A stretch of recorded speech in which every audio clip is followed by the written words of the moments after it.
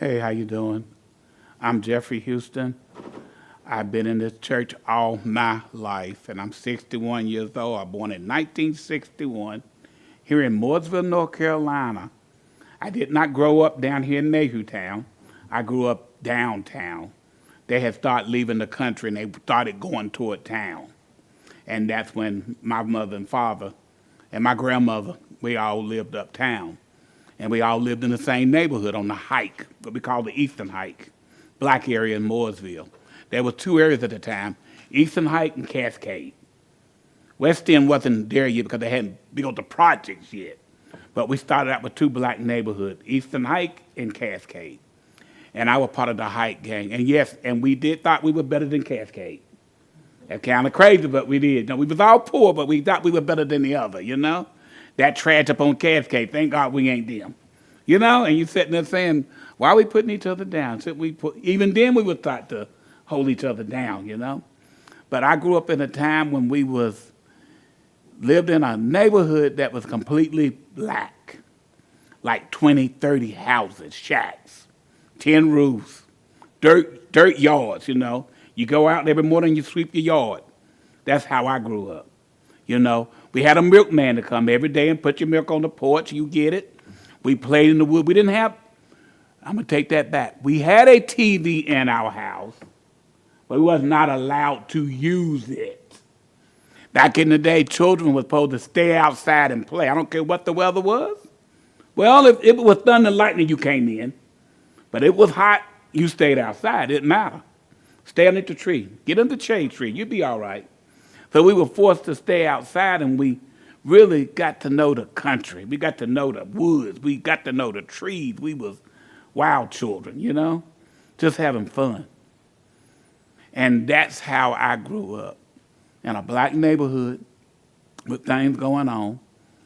And in them black neighborhoods, there was a lot of liquor houses, small crimes going on, and nobody turned nobody in.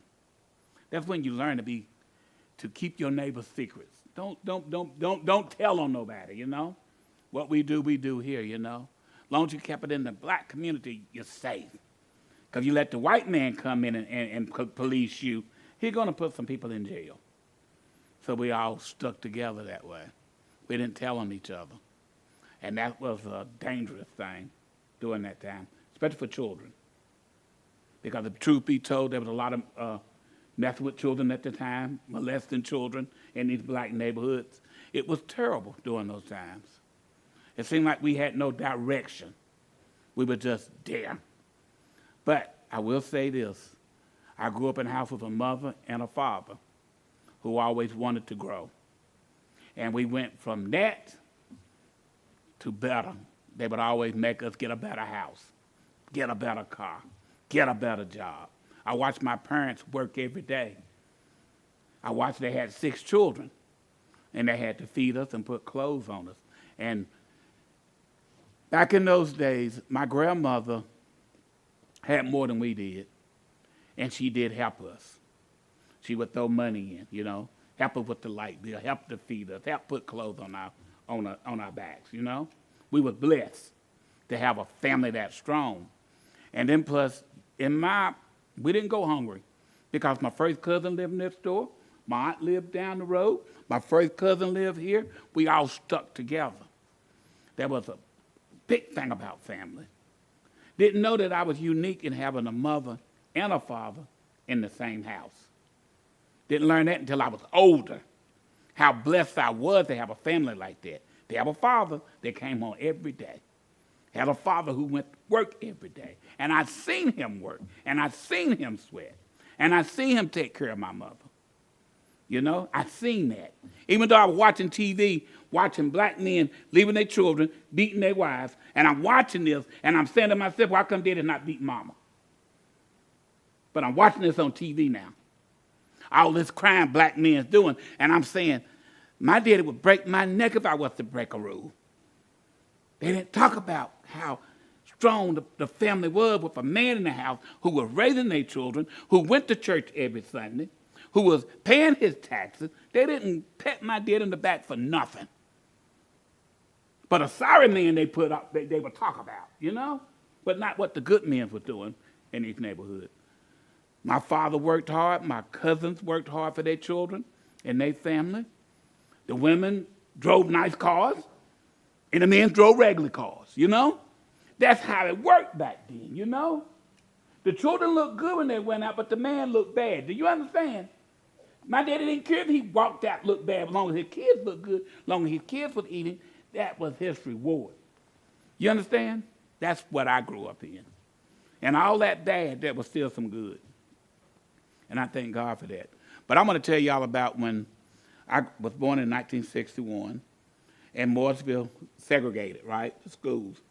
Myself, my brother, Darlene, Rhonda Stewart, who goes to church here, were verified. Her three sisters, we was the first ones to go into Mooresville Public School, the first 6 black kids to go into the school system. And we went in that year. Went in there and didn't know we were being mistreated. We didn't know we were being mistreated until years later when you can sit back and look at the picture. Because they can mistreat you and you not even know it. They can put you at the back of the class and you not even know it. You could make you could go in there and make the best grades, but the white kid next door would get the award for it, and not you. But you never thought they were mistreating you. We go try out for football, and there's 20 blacks trying out for football. Here's the God's honest truth. And only 2 blacks made it, myself and another black guy, because his mother was a teacher.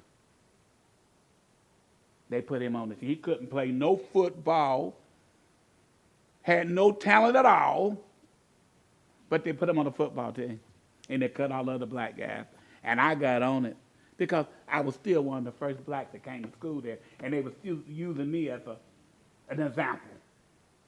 Because I was raised to keep your mouth shut, say yes, ma'am, no, ma'am, I don't care what race you were. You could be white, black, or gray. My parents taught me to say yes, ma'am, no, ma'am. That's embedded in me, even today. I'm 61 years old, and I still say yes, ma'am, to anybody. And expect the same say back to me, you know? So that's how I was raised. So I'm going to show respect no matter what you show me.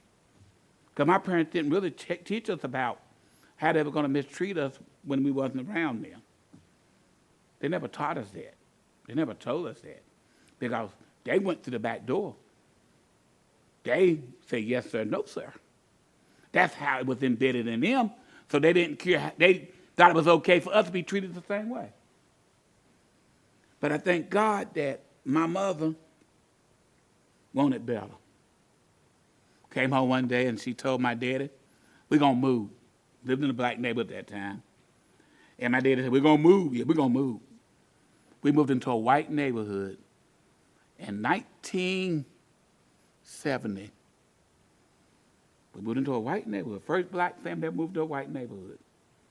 And we moved in that neighborhood that day, and Daddy had moved all the stuff, him and his friends had moved all, a bunch of men, had moved all the furniture in, and they had left.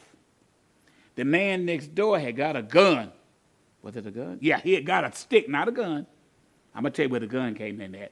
He had got a stick, and he was beating on our windows, walking around our house, beating on the window. You in, got to get out of here.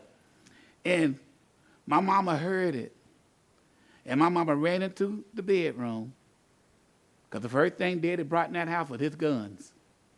And Mama ran in there, Lord, we're in the church, but I'm going to tell it another way.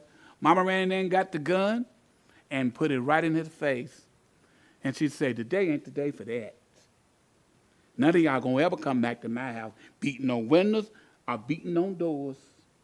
You're going to show me some respect while I live here. The man backed up. The man didn't even live there. The neighbors got in and told him, you got to leave. And from then on, they apologized for my mom for the next 30 years we lived there. I remember times, because my parents taught us to be proud. I'm proud. I come from our chapel church, and we some proud people. I think it sort of hurt us a little bit to put that kind of pride in us, because we don't see the world for what it really is sometimes. You know, because I'm going to walk with my head high. I'm a proud black man. Can't take that from me. I live just as good as you do. I drive just as good as you do. I can prove it. And my parents taught me to be that way. My mother drove Cadillacs. Daddy bought her one by accident. Someone gave him one cheap because he had all those kids. And this white man said, "Could I got a car you can put all your kids in at one time?" And Daddy said, "What's that? I got an old Cadillac you can have." Cadillac was nice, and Daddy bought it. He brought the Cadillac home, and my mama, that was her second car. Her first car was a white car. Mama had learned how to drive in her 20s. She was older, because black women didn't drive back then. So Mama had put in her mind, she wanted to drive. But a lot of black women did drive. My grandmother drove, but it was nothing black women thought they had to do. A man to drive for you. And so Mama learned to drive. She got Daddy's old regular white car. Then Daddy got her that Cadillac. Now, she was on top of the moon driving that nice car, and that put a pride in her. And so Daddy bought her another new one right after that. And one day, Daddy was on the front porch one night, and he had just walked out on the porch, and he was standing there looking around the neighborhood, and he looked, and he said, "There's one, there's two, there's three. These scutters done went out and bought a new car to keep up with my wife." He came out and he said, "Charlene, do you know they're trying to keep up with you?" Mama said, "Cool, they've been trying to do that for you. They can't keep up. They can't keep up with me." Do you understand? They can't keep up with me. So let them keep trying. They put a pride in us that even today, my sisters, my brothers, we all carry. We carry. You're not no better than we are. We serve the same God. And we know that. That's how we was raised. We serve the same God. I come from a black race that's older than time. I can prove it. I ain't got to argue with you about where I come from. My parents put that in us. We are a proud black race that been here before the whites, been here before the red man, been here before anybody, and walk like it. Walk with some respect with yourself. That's what I do. I walk with respect. I don't hurt nobody's feelings. I love everybody I see. I expect the same. Because that's how I was born. That's how I was raised. When you have a father and a mother in the house together, on the same page, trusting in God, because they learned it here at this church right here, learn to respect each other, you're going to always win. I'm a winner. My sisters and brothers are winners. Because we all respect that rule. You do that rule, you respect God, first God going to respect you. That's what we believe in. That's what I was taught here. Not only did my father have a job, every man in this church had a job. Every man in this church pulled up out here looking good on Sundays.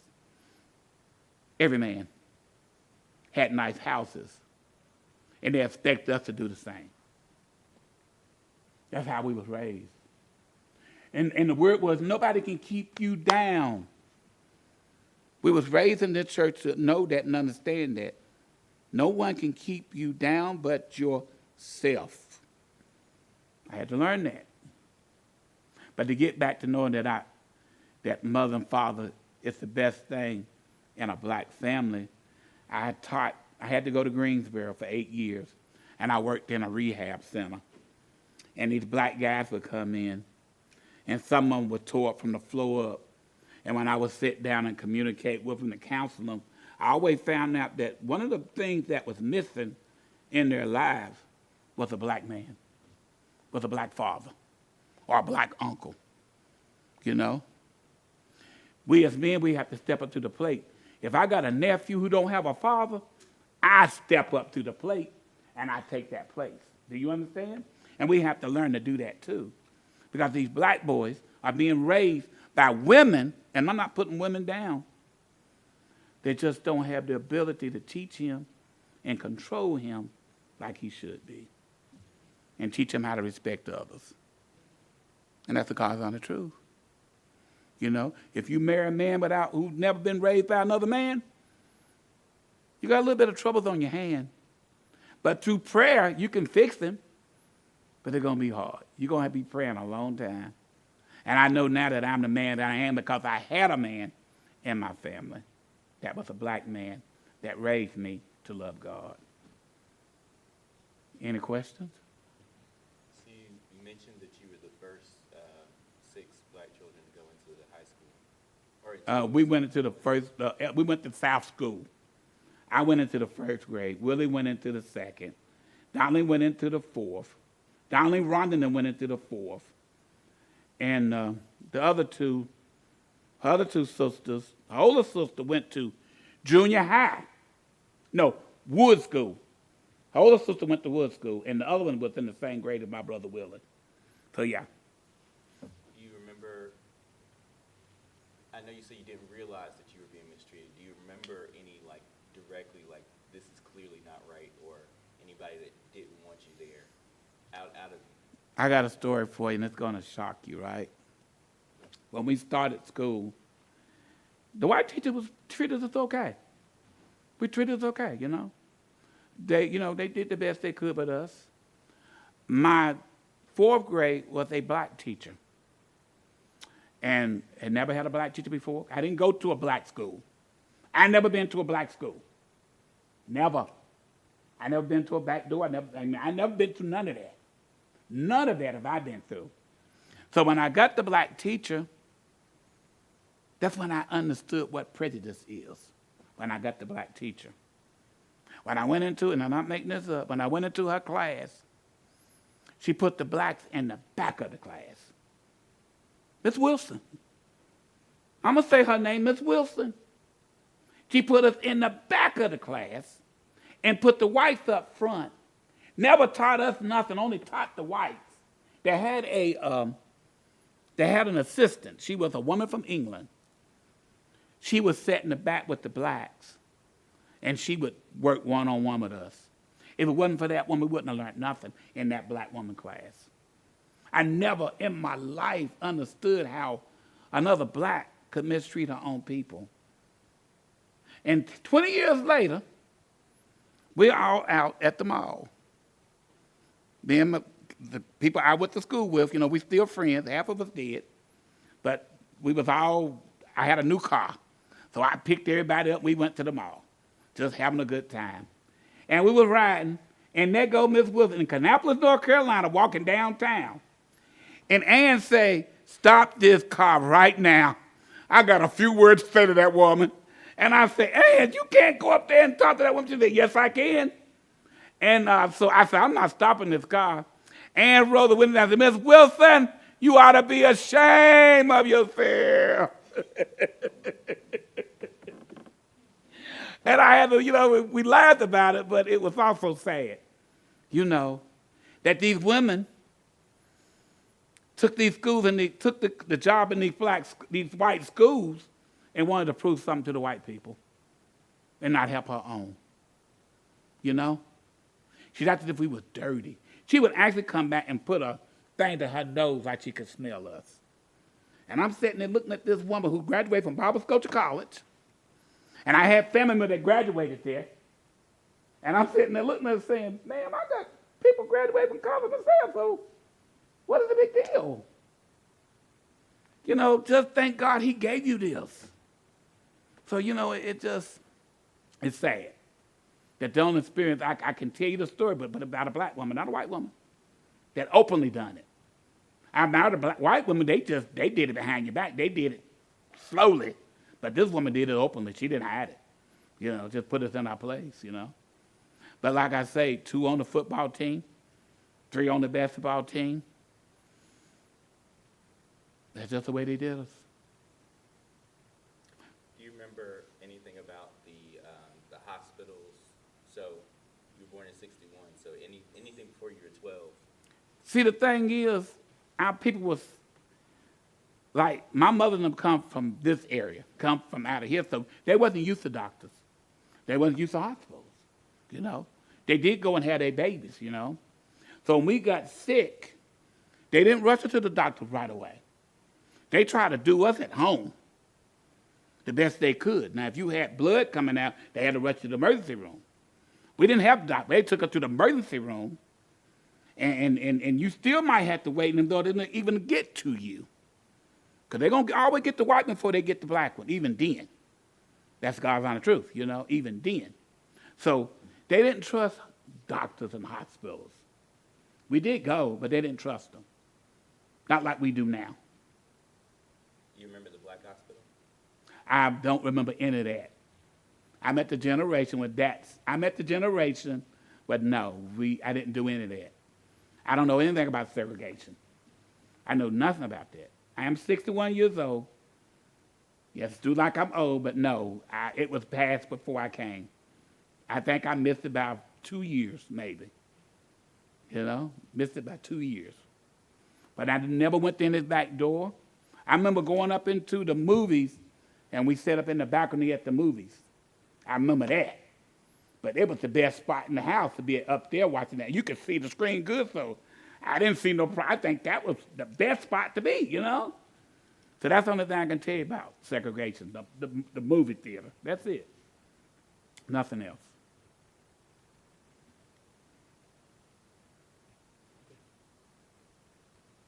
Do you remember any recreation or entertainment that seemed like it was specific to black people? We had, in the summertime, we had a program that came to the Mooresville Park, and all the blacks would come down there, and they would give us food, bring us lunch. They would bring us lunch, I guess in their head that we wasn't going to have food to eat if they didn't feed us. So they would bring bag lunches every day. And Mama always say, why y'all down there getting those bags? Well, I leave y'all stuff to eat in here every day. Why come y'all not eating this? And my brother said, Mama, if they giving away free food, we going to go get it. It's as simple as that. We know we don't need it. But if they're going to give it away, we're going to go get it. We down there playing anyway, and they say, come get the food. We go get it, My mama never understood that. She would rather we didn't, but she wasn't there to stop us. So, okay, go ahead and get the free lunch. Even signing up for free lunch in school, they gave us that little blue card. My mama didn't believe in that either. But my sister showed me how to sneak and do it anyway. So you can get the blue card, and every morning you wake up, and Mama got the 35 cents on the table.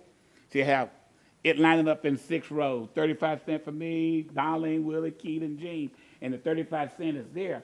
And I would take my 35 cents, put it in my pocket, and eat snacks with it.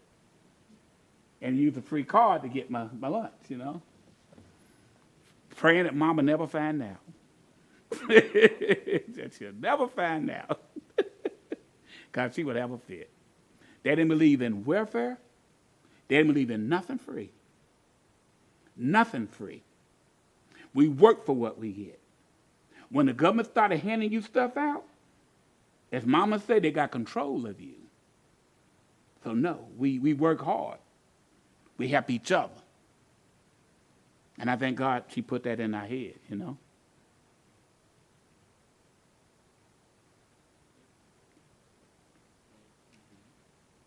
you, sir. Thank you.